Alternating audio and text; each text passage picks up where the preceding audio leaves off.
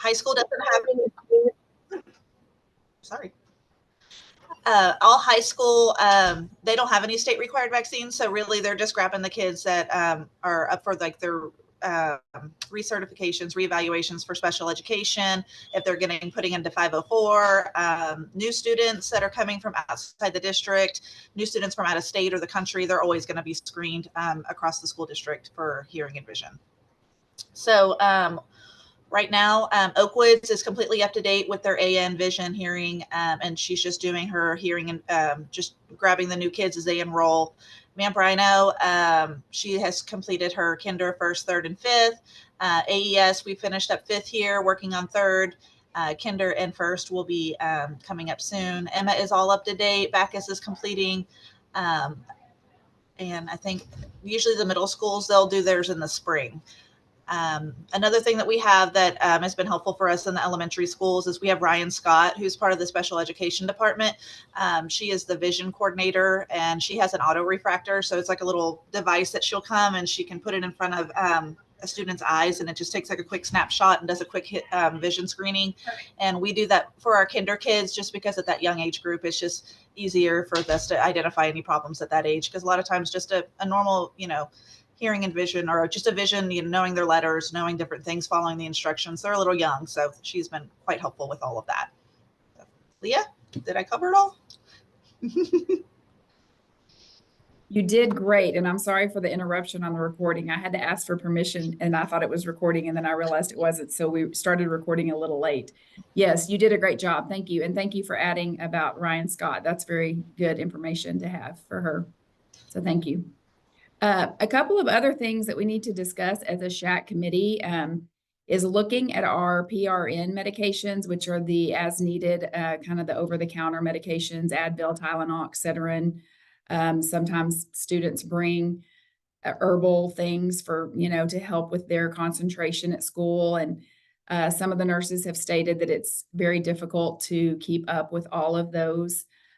We do have on our medication form that it says that if it's 10 days, if it's 10 consecutive days, then that they need this over-the-counter medication, that we have to have a doctor's note after those 10 days.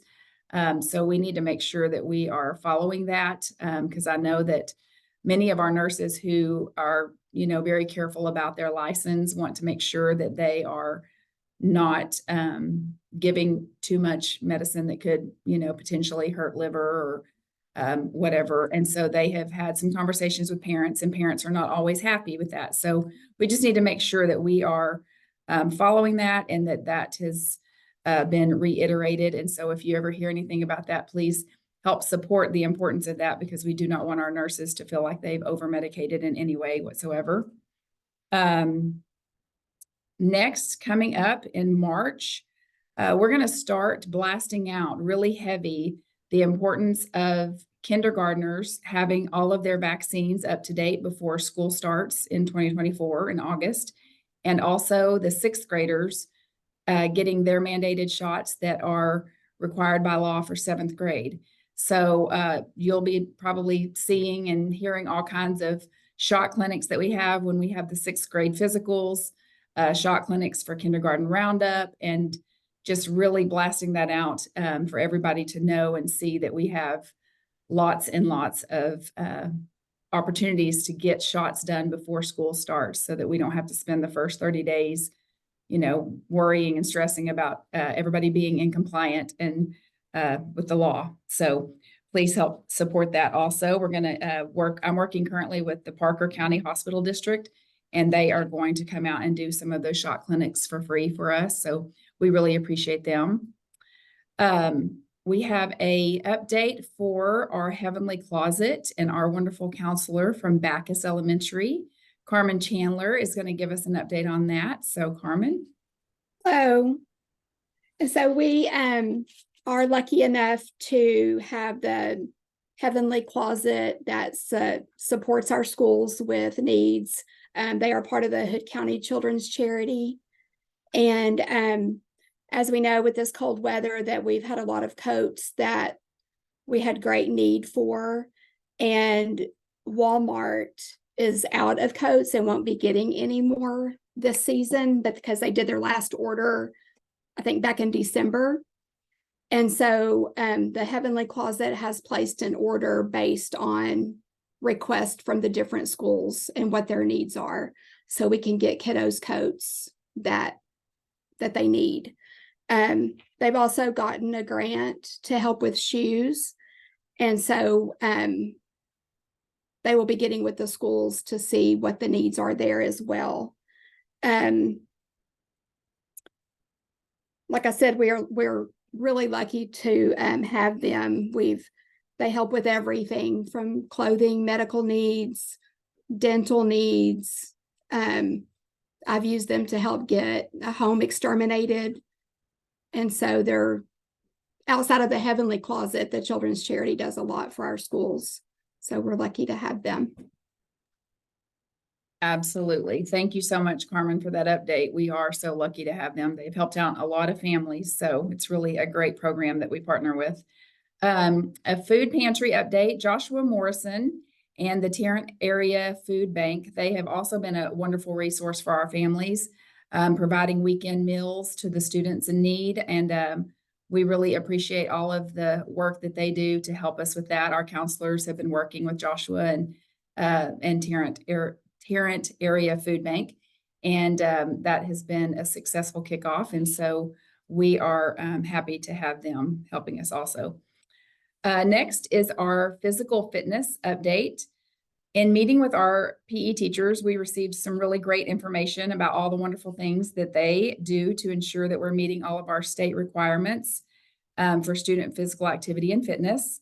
This information was, we shared it with the subcommittee, and the subcommittee was Betsy Ross and Jamie Hamrick and I emailed all the information that I had received from the PE teachers, and there were no concerns or anything. They were impressed with what all they were doing, because it's actually quite a lot that they squeeze into their schedules. So I'll give you a quick update on that.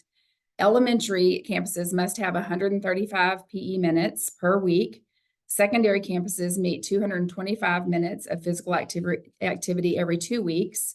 They ensure they meet their requirements set by the Texas Education Code 28.002.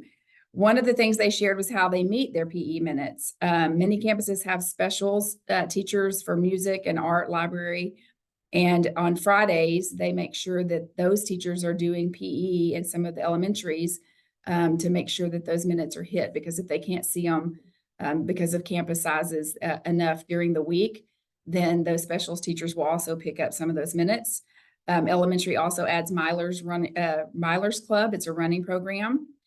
Secondary schools have no issues meeting their minutes, as they have enough staff and physical fitness opportunities for students to be involved in. The lesson plans document the TEKS and any health information that's being taught.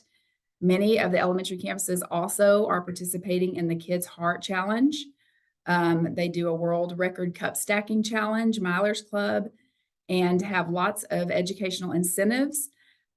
Sometimes they do like a Fitbit or Apple Watch step challenge to make sure that they're doing their steps, and then they bring them back and reward them for that. So lots of really great things for the fitness and PE. They also do the fitness-gram every year that's required, and they pre-test in the fall.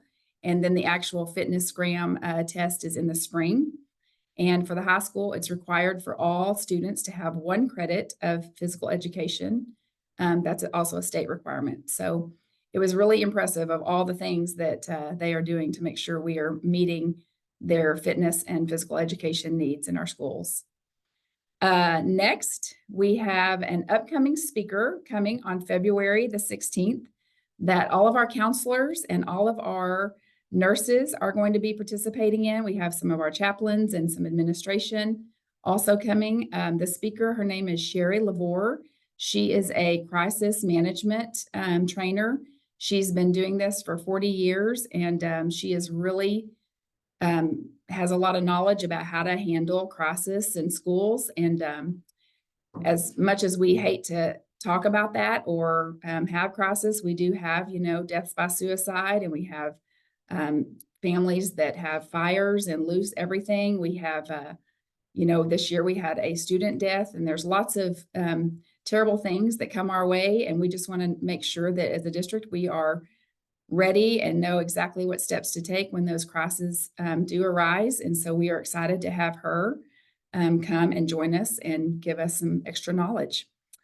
Counselor update. Our counselors in the district are planning on attending a spring counselor roadshow that we are actually hosting here at the admin building on March the 7th.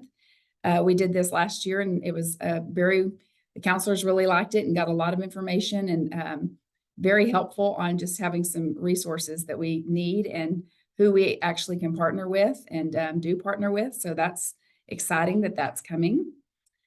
Reached out to the high school to see what all they were doing to make sure they were providing and for the mental health guidance, parent involvement, schedules, testing, preparing for graduation, and all the things that they do at the high school, which is a lot. So I've asked Kim Spencer if she would give us a counselor high school update. Kim? Hello, everyone. Yeah, we're a big team up here and we're very busy, and we have not only the mental side of everything that we do up here, the mental health, we have the academic side, and then of course the academic counselors do a little bit of both. And we are very busy right now scheduling our kids for their next year schedules. We're having afternoon meetings for parents to hear the presentation on the things that kids need. We're also very busy with testing with TSI, and that's mostly been Jason Chahan helps us with all of that so we can get our kids ready for their involvement in dual credit courses. One of our counselors specializes in that and helps with that, Ms. Kirtley. And we are also having a college fair, and that will be coming up very soon on February the 15th. And we not only invite, the older kids that are getting ready to step out, we want the all ages to come at the high school to come see what their future might hold for them.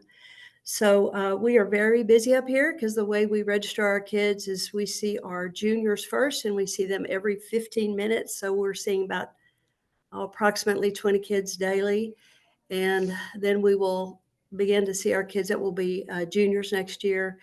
And then we go out into the hallways and sit and call our younger kids out one-on-one and speak with them. And then we eventually make our efforts to go to the 2 different middle schools, visit with all those kids and see them. We have a lot of staff up here that helps us, but we could always use more because we are very active on our mental health needs up here. But we do have an LPC. We keep her busy. She's not only our campus person, she's our district person. We have a community and schools person that's here daily, and then we have one that comes 3 times a week. And we also have some things that we do proactively with the help of some of our community people. We're very grateful that Brazos Credit steps in and does their work for us and for our kiddos, speaks with them, and it's extremely good teamwork, and we love their efforts there. And in March, we will also have the the Child Advocacy Center come in. We are also continuing to do what we call our character ed through our Can Do videos that our kids see weekly. And it's very applicable. Our teachers help with that. It's a big school-wide effort. And so we're very busy here, with making our space available to as many kids that come in and see us. We're also setting kids up on T-chat meetings. We're using every office space we can, every conference room we can when we're serving our kids there. So we are also very soon, we're beginning to do on the academic side of things, SAT, ACT registration, and just looking forward to all the AP testing we do and everything coming down the line. But we're keeping it going up here. Any questions from anyone?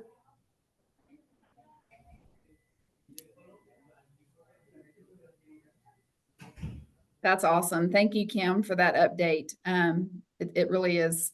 Y'all do a lot and it's very appreciated. So thank you for all your hard work. That's all we have for our Shack meeting. So this is a good time. If anyone has any questions or any comments that they want to throw out or something to discuss for our next meeting or anything coming up.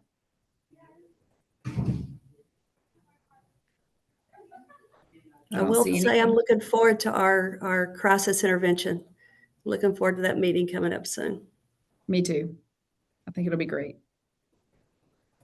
Okay, well, as always, if you have any questions or concerns, please feel free to shoot me an email and I will get back to you as soon as I can. For those of you watching online, I'm sorry you missed the beginning of the meeting. All we did was read the purpose of SHAC and introduced our new member, Ashton Martinez. And so that was all you missed beforehand. Our next meeting will be March the 6th.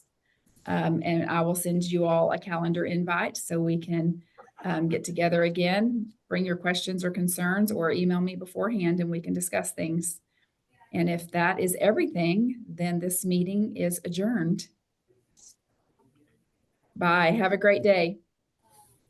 Thank you.